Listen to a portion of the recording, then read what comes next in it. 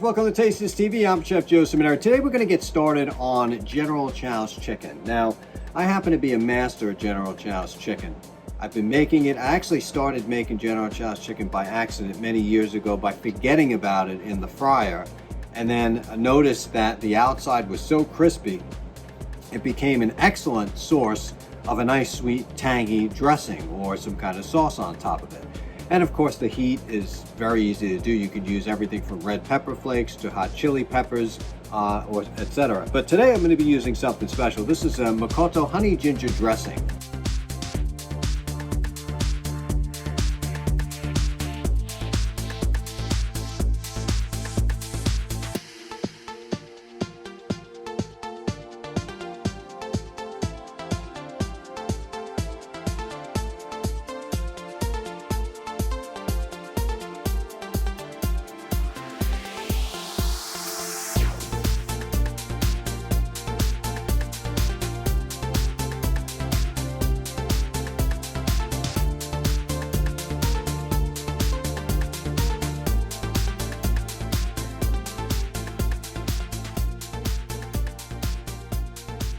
What's really unique about this is it's so versatile because you can put it on salad dressings, but I use it to make my General Tso's chicken. So, I mean, there's a whole line of products. You definitely have to go to this website, folks, and check out exactly how many products they have. I mean, they have some serious good stuff. And maybe we'll display a couple of different other sauces later. But the honey ginger dressing is the perfect combination of everything we need for the General Tso's chicken, and we'll be adding just a few things to it as well. We're going to get started with the chicken. Today we're going to be using a chicken breast. You can use chicken breast. You could use dark meat, whatever you prefer. General Tso's chicken is usually made with both. And it's basically just a simple batter. You can do a beer batter. You could do a seltzer water batter. Anything that has some carbonation to it as well will help aid in the process for the chicken. So let's get started. We're going to take our chicken breast first.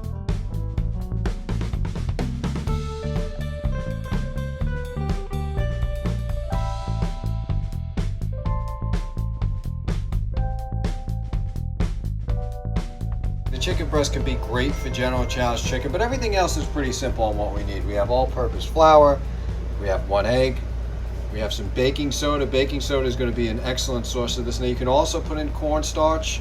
For this I'm not going to do it. Usually the cornstarch marinated with the chicken is the way to go to make it soft. We have some garlic powder, and then we have some Chinese 5 spice. And of course don't forget the black pepper.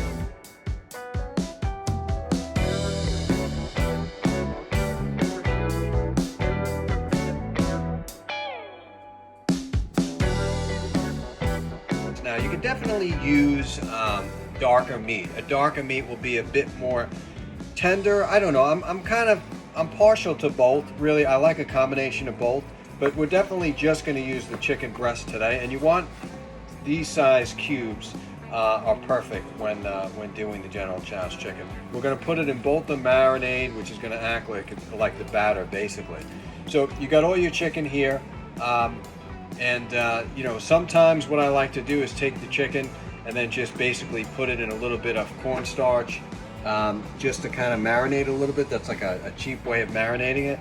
You take it, you put it in the cornstarch, season it a little bit, add just a little wine. I use sake wine, a little bit at a time, mix it up, and then next thing you know, after 3 hours, this chicken is even going to be more tender than what it is now. But now's good. We'll leave it in there. It'll marinate a little bit just to absorb some of that flavor.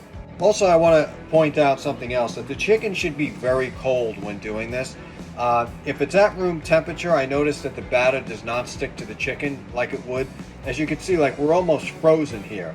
I actually put it in the freezer just for a couple of, probably like an hour or so, just to make sure it got really firm, and that's what you want to do. You want this batter to stick to the chicken right away and then go directly into the hot oil, which we're going to put on the stove in just a moment here, and then we'll be able to get a really crisp, good coating on this chicken, which is really the secret ingredient besides the killer dressing that we're going to be using today from Makoto.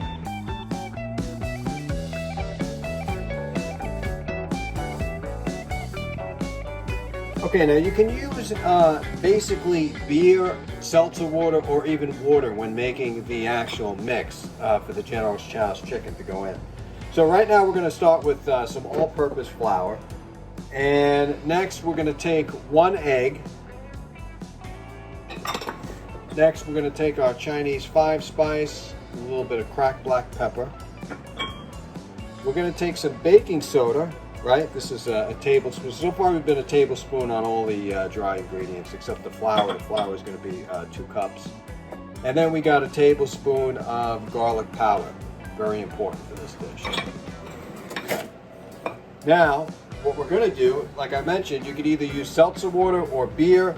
Today we're going to be using some beer, so we're going to pour about, I don't know, you got to kind of eyeball it. Right now that was a cup. So let's mix that up. And we want it the consistency of pancake. I watched a lot of people make this over the years, and it's very runny. I mean, if you want a really good breading on it, you have to go thick. We're going to add just a little bit more. So we're at about 1.25 cups. Wow, it smells good already. Now we're going to add our chicken into it. And there's no way around this. You got to get your hands dirty. And what we're going to do is we're definitely going to massage this chicken. And we're looking good. I love that. You see that coating? That's a coating that doesn't drip off the chicken. And that's exactly what we're looking for. What does the beer do? Well, the beer's got the carbonation in it, so you could use seltzer water if you're worried about the alcohol and everything, even though it's going to be cooked off at this point because it's going to be fried. I believe it gives it a little bit more flavor, the beer, you know, nice ale to this. And we're going to let the chicken sit for about 20 minutes, and then we're going to start frying it up.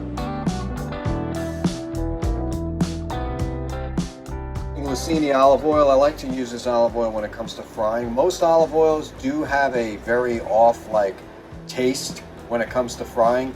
This one I've tend to learn over the years it actually complements what you're going to be frying it in. So we're going to leave this to probably get to about 435 degrees and then we're going to start to fry the chicken.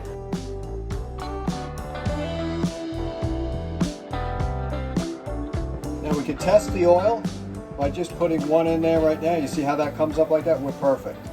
All right, we're going to turn the oil up because right now we're going to be putting some more in. On the first one, I generally always like to move it around a bit like this, just so that when you drop it, it sort of pops up the top. See, I mean, if you really want to do this right, you can take the patience, and you can do it one at a time, but we're not going to go there. But all I want it to do is not stick. And you got to kind of be quick on this because you don't want everything to cook before your other ones go in. They all want to have the same cooking time. I mean, the smell on this already, folks, is just outstanding. And I did tell you the story that, I was a young chef in this big catering hall many, many, many years ago. And I actually forgot this chicken. I was doing this chicken was something else. I think I was doing sesame chicken or something. I don't remember what I was doing, but I left it down in the fryer too long and pulled it back up, and I'm like, man, 40 pounds of chicken are going to have to go in the pan. And I made my own General Tso sauce, and I recovered it. And I'm telling everybody was bragging about it. They're like, man, how did you do that? So that was an accident. You do learn accidents in cooking. And you see that? See how it comes up? That has to do with the carbonation in the beer. That's why I'm getting such incredible looking brown, coating. Look at that. That's just incredible coating. This chicken, you want to get it brown. I'm going to be taking the Makoto honey ginger dressing and using that as my sauce. This is looking good. We'll let this cook now just a little while. And what you're hearing with that pop is probably just a little bit of water from my tongue, so don't get crazy. See that? That's looking good. I want it a little bit darker than that. I actually want it nice and crispy because this is definitely going to have to, coat a nice thick liquid, and I don't want anything to get soggy. And the thing is with General Tso's chicken is it has to be completely crispy. That's what we're looking for.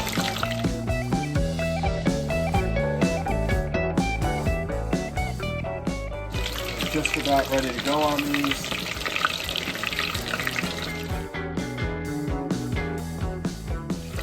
this one looks good. This is my definition of done. General Tso's chicken.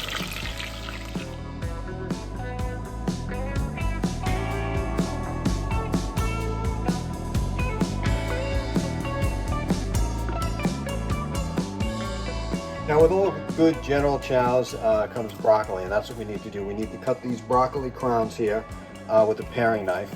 If they get too big, if you get to the point where you got a piece like this, you might want to just kind of cut it down the middle there, because what's going to happen is it's just not going to cook. I have a little bit of a different technique here. I saute my broccoli with garlic separately first. I don't like to dredge it in the sweet sauce. I mean, it's all right to dabble in it a little bit, but some people get crazy where they kind of just cook the whole thing in there, and it's not what I like to do. So we're going to take our broccoli and we're going to saute in the olive oil.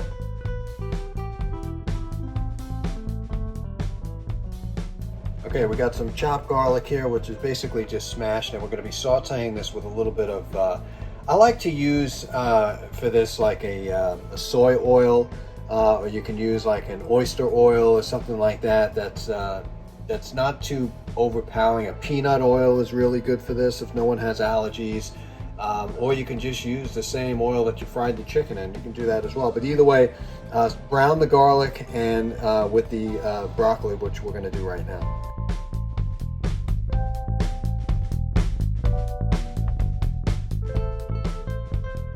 So we have our garlic here getting nice and brown, and then we're going to add our broccoli to it. Now notice I got a good amount of oil in there, probably a little bit more than what I usually like to have in there, but it's just enough to give the broccoli some flavor. Okay, when the garlic is nice and brown, we're going to add all the broccoli in there.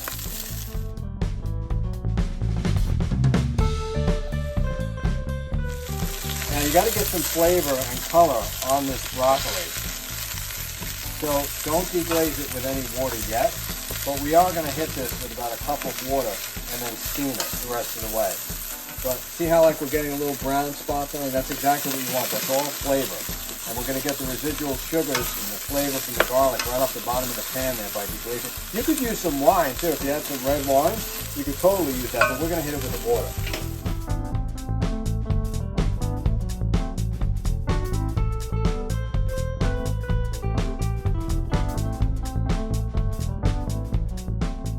Makoto honey ginger dressing. Now some serious stuff right here. We're going down.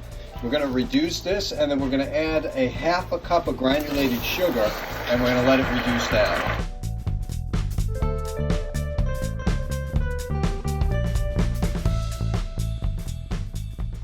We're going to add our chicken in there. And again, as far as the heat, I use cracked black pepper. I like that spice. You could use sriracha. And the key with this is just to get it coated once and take it out. You know, this chicken's fully cooked, so we don't want the breading to come off of it. So be very careful when you're tossing it around. Shaking it back and forth is kind of what you want. And let it off to the side.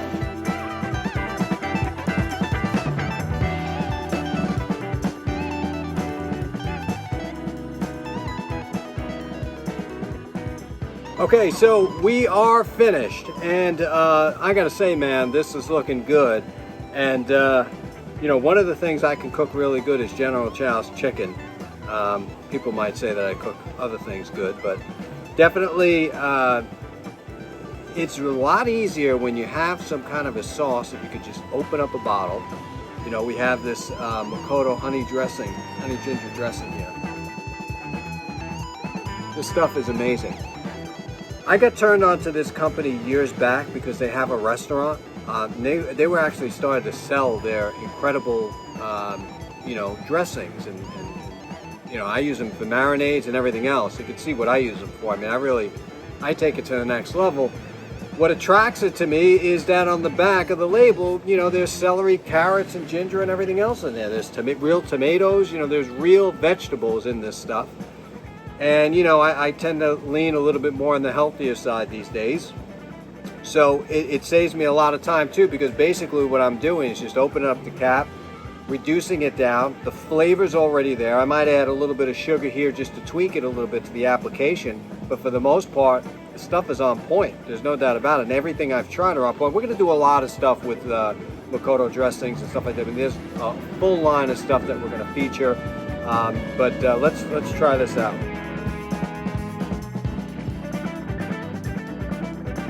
That sauce is amazing, and the batter soaks it up perfectly. That's what I'm talking about. And then we have, of course, the broccoli here, which brings it all together. Check it out, folks. Website's down at the bottom there, but you can't miss it, makotodressing.com. Pick this one up, particularly if you're going to do the General Tso's chicken. Go to their website. Thank you for watching this fun-filled episode of Taste This TV. I'm your host, Chef Joseph Minero. There are no rules in cooking. General Tso's chicken, Makoto Dressing coming at you today. Taste this.